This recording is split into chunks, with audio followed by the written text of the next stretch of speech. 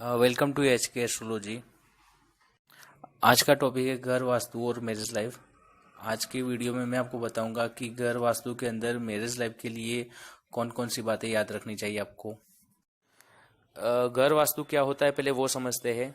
घर वास्तु मतलब कि हमारे घर के अंदर एक वास्तु पुरुष होता है। ये वास्तु पुरुष सोया हुआ है उल्टा।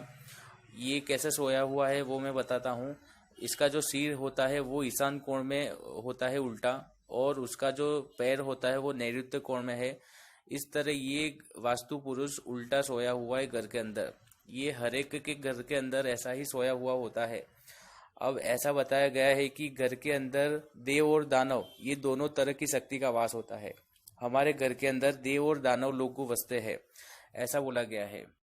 यहाँ पर अब देव और दानव लोग की शक्ति होती है वो हमने टोटल 16 डायरेक्शन से डिवाइड करके जाना है कि कौन से डायरेक्शन में कौन सी शक्ति का वास है।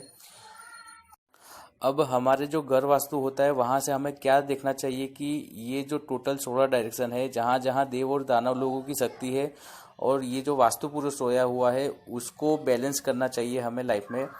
ये जहाँ से हम ये शक्ति का हम इम्बैलेंस करेंगे, उस डायरेक्शन का कुछ इम्बैलेंस होगा हमारे लाइफ में घर के अंदर, तो वहाँ से दानव या देव रुठ सकते हैं, आपको परेशान कर सकते हैं, या फिर वो जो वास्तु पुरुष है वो जग जाता है और वो आपको परेशान करता है। ऐसा होता है घर वास्तु के अंदर। मैरिज लाइफ के लिए नैऋत्य कोण जो होता है, साउथ और वेस्ट डायरेक्शन का जो कॉर्नर बना है वो नैऋत्य कोण है।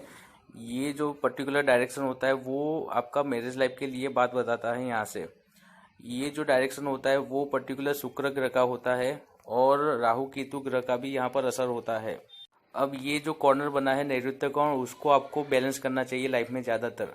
ये अगर बैलेंस है आपका नैऋत्य कोण घर के अंदर तो आपका मैरिज लाइफ सही होगा।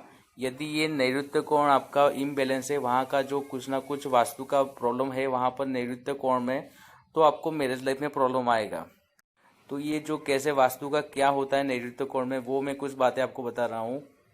यदि नैऋत्य कोण में पानी का तत्व है, यहाँ पर पानी की चीज़ है कुछ भी यहाँ पर, तो आपको समझना है कि मैरिज लाइफ में प्रॉब्लम आएगी।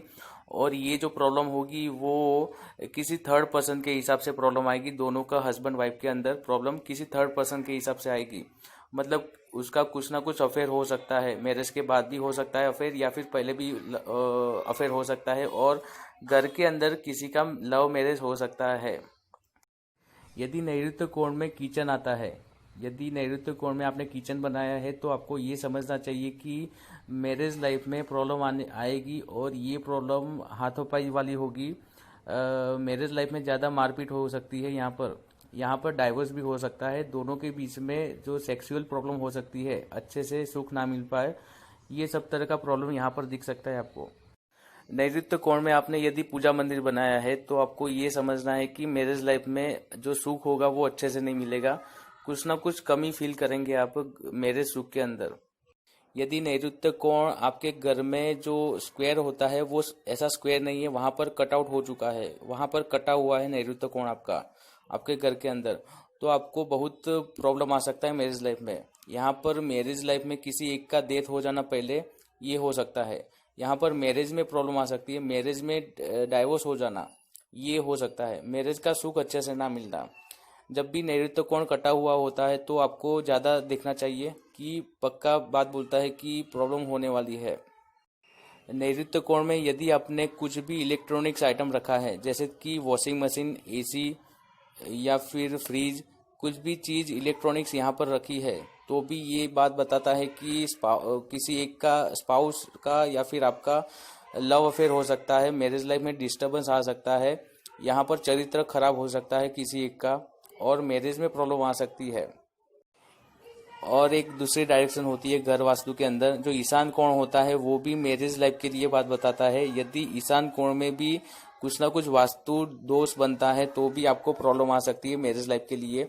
यदि ईशान कोण के अंदर कुछ ना कुछ इलेक्ट्रॉनिक्स आइटम होना, टॉयलेट होना, या फिर कुछ ना कुछ कटआउट हो जाना, तो ये सब चीज़ बता रहा है कि मैरिज लाइफ में मैरिज ना होना, किसी का मैरिज डाइवोर्स हो जाना, एक मैरिज होना लेकिन दूसरा होता है तो भी प्रॉब्लम आना। ये सब जब ईशान कोण में प्रॉब्लम होती है तो 2-3 बार मैरिज होता है तो भी स्टेबल लाइफ नहीं मिलती है। तो ये वहाँ से भी हम देखते हैं मैरिज लाइफ के लिए। नैऋत्य कोण में आपने यदि टॉयलेट बनाया है तो ये बहुत बड़ा प्रॉब्लम होता है। यहाँ पर मैरिज लाइफ में आप फंस जाते हो, ऐसा बोला गया है कि यहाँ पर टॉयलेट होता है तो आपको ये समझना है कि आप कहीं पर फंस जाएंगे मैरिज करके, मैरिज लाइफ का सुख मिलने वाला नहीं है आपको। इस तरह से बहुत सारी छोटी छोटी बात होती है, मैंने बहुत मेजर बात बता दी है आपको, ये बहुत आपको यूजफुल हो जाएगी। आप अपने घर के अंदर चेकआउट कर लेना, यदि आपका मैरिज में प्रॉब्लम आ रही है तो ये उसकी एक वजह हो सकती है। इस तरह घर वास्तु क्या होता है मैं बताता हूँ अभी एंड में, कि घर वास्तु मतलब आपकी जो कुंडली होती है, कुंडली के अंदर जो जो प्रॉब्लम होता है वो ही सारा प्रॉब्लम घर के अंदर आता है। मतलब आपको घर ऐसा मिलेगा जो कुंडली के अंदर प्रॉब्लम होगा, उसी तरह का घर वास्तु वाला प्रॉब्लम आपको मिलेगा।